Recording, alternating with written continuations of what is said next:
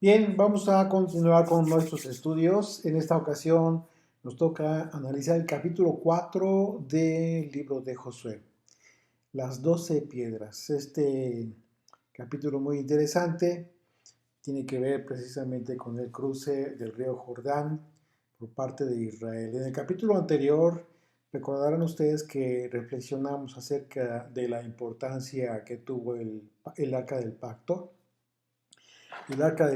frente al milagro ocurrido en el río Jordán y la implicación simbólica de los sacerdotes que cargaron el arca, pues es muy importante porque el arca que contenía en su interior, bueno, en su interior que tenía el arca, el pacto, las piedras del pacto, la ley del Señor. Esto, por supuesto que era muy importante y analizamos la analogía de este evento con lo que sucedió cuando Dios abrió el mar para que Israel atravesara el mar rojo en seco. En estos dos eventos, el milagro de Dios fue manifestado con poder y soberanía sobre eh, los elementos de la naturaleza, que en términos simbólicos, las aguas, recordarán ustedes que representan en determinadas ocasiones a las naciones del mundo. Y bajo la hipótesis de lo que bíblicamente representan las aguas, es muy interesante ver que la autoridad de Dios se manifestó con tal poder que literalmente las aguas obedecieron al Señor, obedecieron a su Creador, para que el pueblo de Dios atravesara hacia la tierra prometida. Para entender lo que implicó el milagro del río Jordán en los evangelios, nosotros vemos cómo es que Yeshua manifestó este mismo poder cuando reprendió las aguas del mar. Acompáñenme a Marcos capítulo 4, a partir del verso 35, dice así: En aquel día, cuando llegó la noche, les dijo, hablando de Yeshua, pasemos al otro lado. Y despidiendo a la multitud, le tomaron como estaba en la barca, y había también con él otras barcas. Pero se levantó una gran tempestad de viento y echaba las olas en la barca, de tal manera que ya se anegaba. Y él estaba en la popa, durmiendo sobre un cabezal. Y le despertaron y le dijeron: Maestro, ¿no tienes cuidado que perecemos?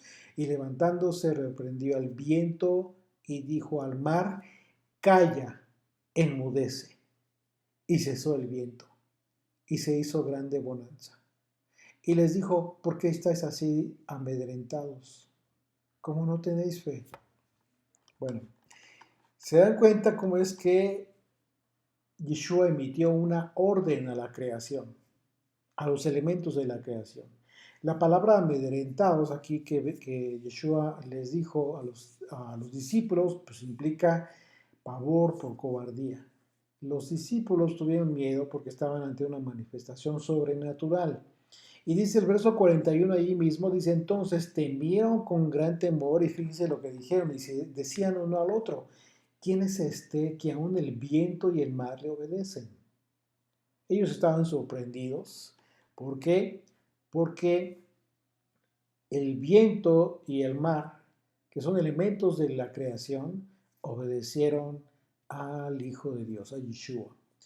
En el evento de la barca, que estaba a punto de hundirse en el mar de Galilea, en que Yeshua reprendió al viento y al mar, pues bueno, las aguas tienen un simbolismo, el simbolismo del que estamos hablando, representan a las naciones. Y en este caso específico de este pasaje del Evangelio, los vientos representan a los espíritus. Los discípulos estuvieron siendo ellos preparados por Yeshua para ser enviados a las naciones en el momento que fueran enviados en su calidad de apóstoles, para dar el Evangelio, para dar el mensaje de las buenas nuevas. Sin embargo, en el mundo ellos encontrarían oposición para que este mensaje del Evangelio fuera proclamado. Y es una oposición que continúa manifestándose hoy en día para que todos aquellos que están siendo destinados, asignados por el Señor a través de su gracia, pues continúen teniendo esta oposición, pero es así como debemos ser preparados, como lo hizo Yeshua con sus discípulos en su momento, teniendo este discernimiento espiritual de las razones por las que en ocasiones se nos impide cumplir con este propósito de la proclamación del Evangelio, del mensaje de las buenas nuevas. Tenemos que entender que muchas veces no son realmente las personas, sino quienes están detrás de ellos. Así es que en el cruce del río Jordán implicó la manifestación de la autoridad de Dios para que Israel cumpliera su propósito divino. Porque tomar la tierra prometida, ¿qué implicaría? Establecer el gobierno de Dios, el gobierno de Dios eh, a través del pueblo de Israel sobre las naciones extranjeras para que conocieran al Señor. Recordemos que hemos estado analizando que en realidad el propósito de que Israel llegara a la tierra prometida fue cumplir la promesa que Dios le hizo a los patriarcas. Más que, exterminar a los pueblos que se encontraban en Canaán, porque realmente no fue así, no era el propósito. El propósito era echarlos de la tierra, pero no exterminarlos. Tan es así que analizamos en su momento lo que sucedió con Rahab. Ella se encontraba en uno de estos pueblos de toda Canaán. ¿Y qué sucedió? Ella se convirtió al Señor. Ahí vimos el ejemplo muy claro de lo que implicaría la acción en realidad, el propósito de llegar a la tierra prometida por parte de Israel. En el evento del Mar de Galilea, hablando como una analogía de esto que está sucediendo allá con Josué al atravesar el río Jordán, lo que sucedió en el mar de Galilea representó por un lado la lucha de los discípulos que no pelean contra carne y sangre, sino contra entes espirituales de maldad que tienen todo el propósito de impedir que este mensaje del Evangelio llegue a los destinatarios. Y por otro lado, esto nos enseña que quien tiene la autoridad sobre el mal es Yeshua, es el Señor. De manera que todo aquel que cumple su enseñanza, como debe cumplirla el pueblo de Israel, o como debía cumplir en ese momento, en el tiempo de Josué, el pueblo de Israel, que atravesaba el Jordán, pues está listo para enfrentar la lucha contra el enemigo. ¿Por qué? Porque no es una lucha personal, es una lucha en la cual el Señor nos respalda. De la misma manera en que Israel estaba listo para enfrentar a los pueblos cananeos, es así como se ganan las batallas espirituales. Porque mientras Israel cumpla fielmente con la voluntad de Dios, cumpliendo su ley, contaría con su respaldo para ganar las batallas en la tierra prometida. Y esto lo vamos a ir viendo, cómo es que realmente el Señor es fiel cuando el pueblo de Dios se mantiene en obediencia.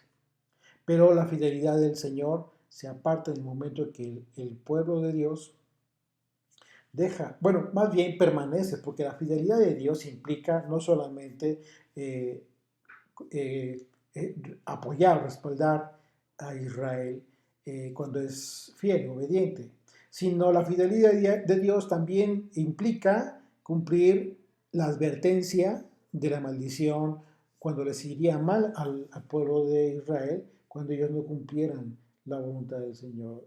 Dios siempre es fiel.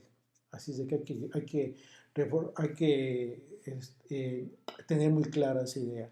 La fidelidad de Dios se da en el momento en que cumplimos, somos obedientes, pero también cuando somos desobedientes. ¿Por qué? Porque esa fidelidad implica con cumplir su voluntad en todo momento y su palabra. Dice el verso 1 de Josué capítulo 4. Dice, cuando toda la gente hubo acabado de pasar el Jordán, el Señor habló a Josué diciendo, tomad del pueblo 12 hombres, uno de cada tribu, y mandadles diciendo, tomad de aquí, de en medio del Jordán, del lugar donde están firmes los pies de los sacerdotes, 12 piedras, las cuales pasaréis con vosotros y levantadlas en el lugar donde habéis de pasar la noche. Bueno, el mandamiento implicó levantar dos monumentos para que las generaciones postreras recordaran la razón de estos monumentos formados por estas 12 piedras cada uno. Y un monumento sería levantado en medio del Jordán, justo en medio del río, en medio del río, y el otro en Gilgal.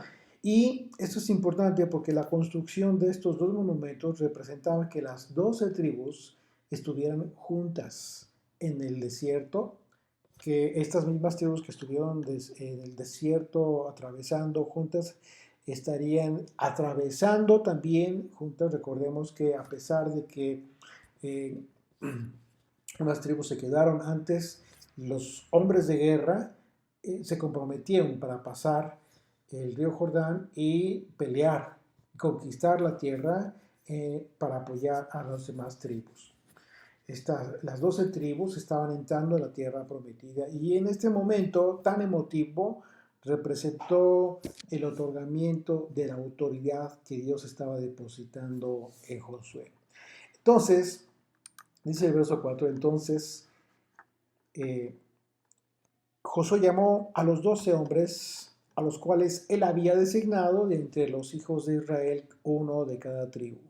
Les dijo Josué, pasad delante del arca del Señor vuestro Dios a la mitad del Jordán, y cada uno de vosotros tome una piedra sobre su hombro, conforme al número de las tribus de los hijos de Israel, para que esto sea señal entre vosotros, y cuando vuestros hijos preguntaren a sus padres mañana diciendo, ¿qué significan estas piedras? Les responderéis que las aguas del Jordán fueron divididas delante del arca del pacto del Señor. Cuando ella pasó el Jordán, las aguas del Jordán se detuvieron. Y estas piedras servirán de monumento conmemorativo a los hijos de Israel para siempre. Bueno, lo que debía transmitirse, ¿qué era lo que debía transmitirse de generación en generación en Israel? Que el milagro ocurrido en el Jordán era no solo que las aguas del río se detuvieron para que Israel pasara hacia Jericó, sino que aún más importante, lo que se debía resaltar fue el hecho de que el propósito de Dios al dar este mandamiento fue que las aguas se abrieron delante del arca del pacto. Esto era lo más importante, es lo más importante que debemos considerar nosotros. Delante del arca del pacto, el Señor fue que se abrieron las aguas, porque esto significa que lo que el pueblo debía recordar siempre era la fidelidad de Dios, una fidelidad que estaba representada en el arca del pacto del Señor. En todos los pasajes de la Escritura en que se refiere a la presencia física del arca del pacto, implicó resaltar todos los aspectos espirituales, simbólicos y de compromiso de cada israelita para cumplir con el propósito divino frente a las naciones del mundo, porque el pacto implícito en el arca significó un compromiso para Israel que debía ser una nación que proclamaría la salvación a todas las naciones. Ese era el propósito fundamental. Esta es una de las muchas analogías proféticas con la misión redentora del Hijo de Dios, quien a través de su ministerio vino a confirmar este gran mensaje que consistió en dar a conocer que el Dios de Israel, el único Dios verdadero, continúa siendo fiel al pacto hecho con Israel. Así es de que en ese sentido, la analogía del arca del pacto con Yeshua prevalece en beneficio de Israel, para que hoy Israel, el Israel de Dios, cumpla lo que desde el principio fue el anhelo del Señor, dar a conocer al mundo el poder y la gloria de Dios, pero a través de su ley. A través de su ley, que es lo que manifiesta el carácter de misericordia y justicia del Señor. El propósito muy importante en la transmisión de lo que ocurrió en este evento, lo que se debía transmitir, por el que se debía hacer este memorial con las 12 piedras, pues tiene que ver con la gran relevancia de, de que nuestros hijos conozcan la fe que hemos abrazado. Esto es total, es fundamental. Un conocimiento que deben adquirir nuestros hijos desde que son pequeños. Es importantísimo de que desde que son pequeñitos ellos deben conocerse conscientes de esto. Pero además de esta información se debía transmitir que era una obligación transmitirla de generación en generación. Este monumento formado por las 12 piedras sería el testimonio de que efectivamente el milagro de Dios fue presenciado por las generaciones antiguas, que fue algo verdadero, no fue una historia inventada. En ocasiones nos preguntamos cómo fue posible que Israel se fue olvidando de estas grandes maravillas que hizo Dios. Y la respuesta es que los padres, que somos los primeros responsables, los que debemos ser más responsables en transmitir todas las cosas que Dios ha hecho, muchas veces no lo hacemos. Y al dejar de transmitir esta información, pues no solo la información, sino inclusive la convicción de fe con que creemos todas estas cosas, es que las generaciones de los hijos simplemente comenzaron, desde aquel entonces comenzaron a ver todo aquello como una historia que quizás en algún momento haya tenido lugar. A menudo fallamos en nuestra confianza en Dios porque olvidamos las grandes cosas que Él ha hecho y a menudo la fe de nuestros hijos es débil. Y hay que tener mucho cuidado con eso, porque en el más lamentable de los casos, nunca se les ha dicho lo grande que es Dios y lo real que es su obra en nuestras vidas. Continuamos, dice el verso 8, dice, y los hijos de Israel lo hicieron así como Josué les mandó. Tomaron 12 piedras de en medio del Jordán, como el Señor lo había dicho a Josué, conforme al número de las tribus de los hijos de Israel, y las pasaron al lugar donde acamparon y las llevaron allí. Josué también levantó 12 piedras en medio del Jordán, en el lugar donde estuvieron los pies de los sacerdotes que llevaban el arca del pacto y han estado allí hasta hoy. Imagínate qué impresionante.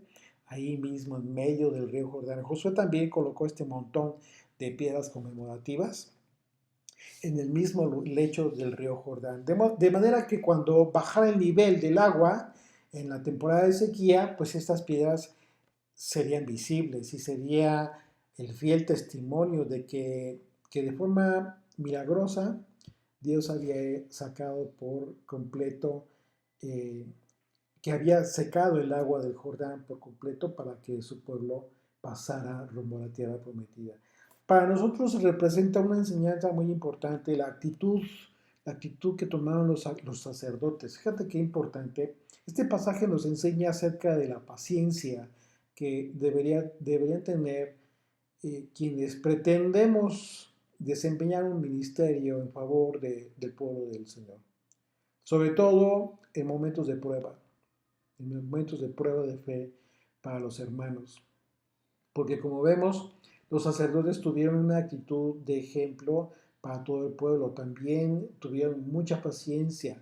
Porque aunque no lo vemos en el texto, en realidad el paso del pueblo, cuando el río se detuvo su cauce, debió ser a prisa y hasta con cierto temor quizás por algunos del pueblo de que de nuevo comenzara a correr el río. Y así es de que de la actitud de los sacerdotes también hay que aprender mucho.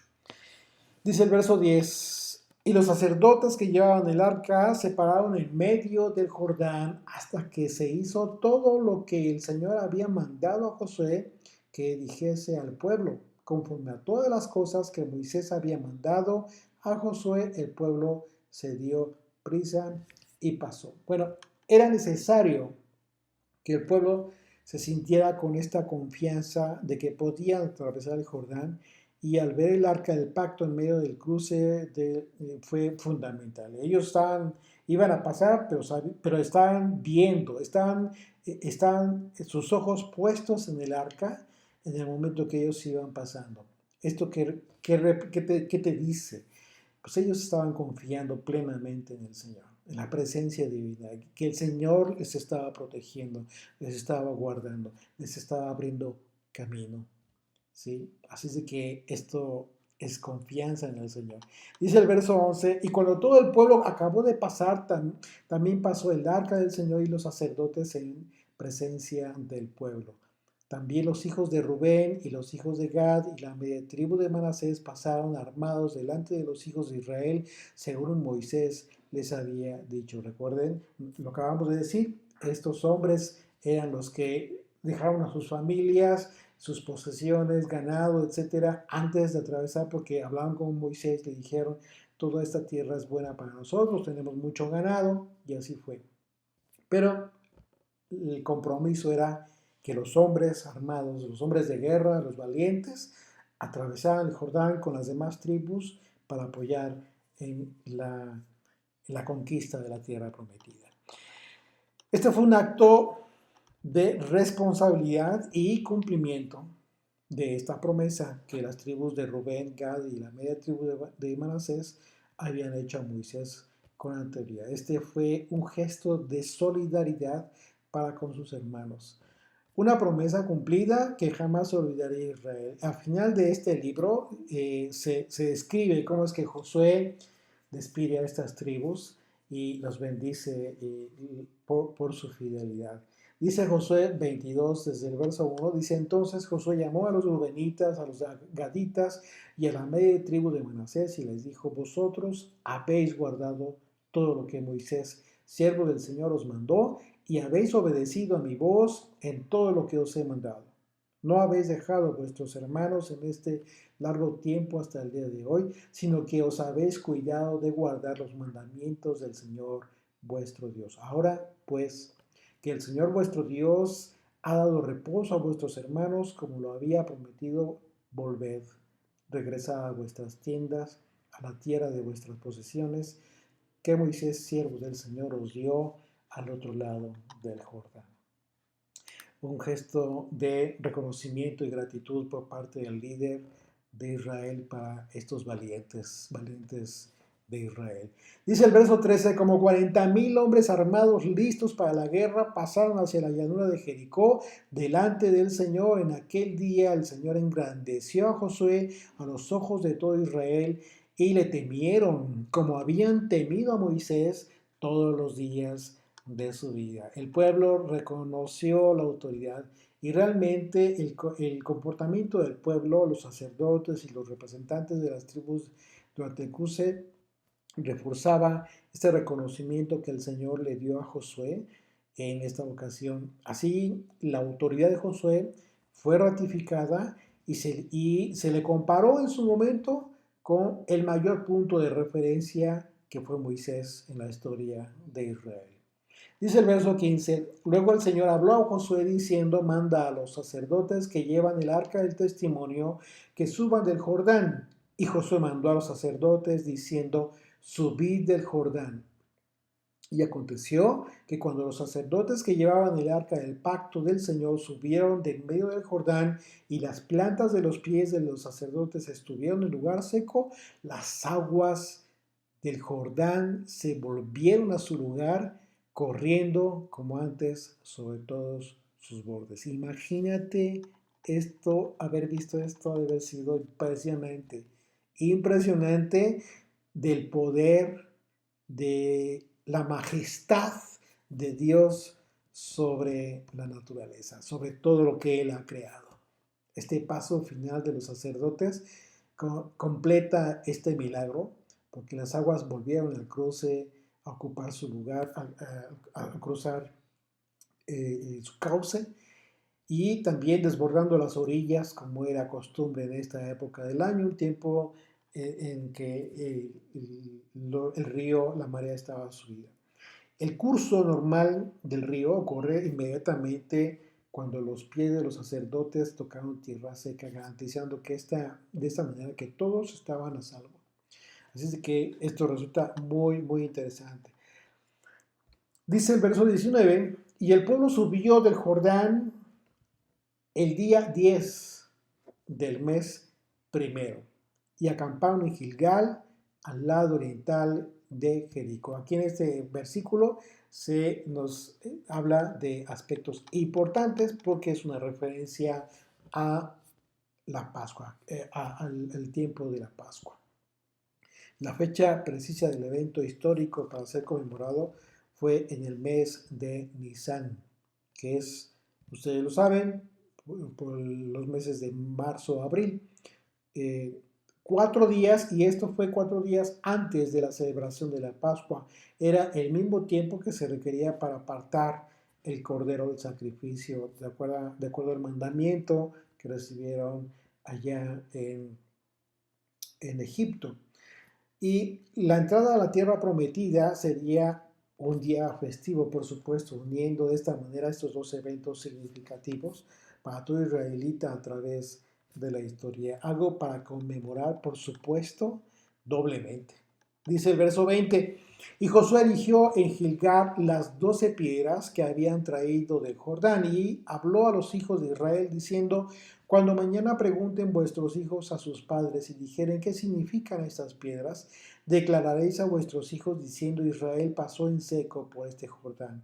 Porque el Señor vuestro Dios sacó las aguas del Jordán, perdón, secó las aguas del Jordán delante de vosotros hasta que habéis pasado a la manera que el Señor vuestro Dios lo había hecho en el Mar Rojo, el cual secó delante de nosotros hasta que pasamos, para que todos los pueblos de la tierra conozcan que la mano del Señor es poderosa, para que temáis al Señor vuestro Dios todos los días. Los reyes de los amorreos habitaban, ya hablando de Canaán, los reyes de los amorreos habitaban en la zona montañosa y los reyes cananeos habitaban la costa marítima de Galilea.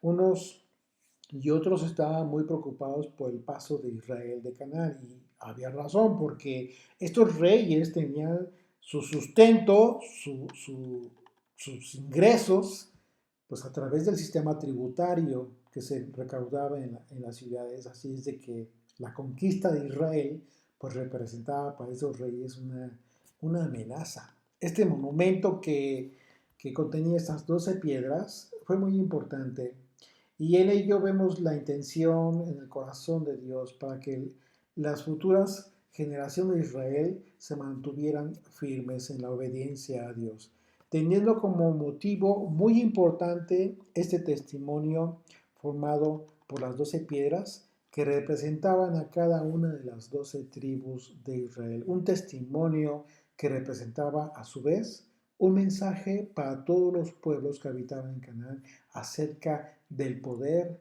y de la soberanía del Dios de Israel sobre todos los elementos creados en la naturaleza que se encuentran sometidos a la voluntad de su Creador.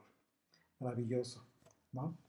Nos vemos en el siguiente estudio. Muchas gracias por acompañarnos. Que tengan una excelente semana, amigos. Shalom.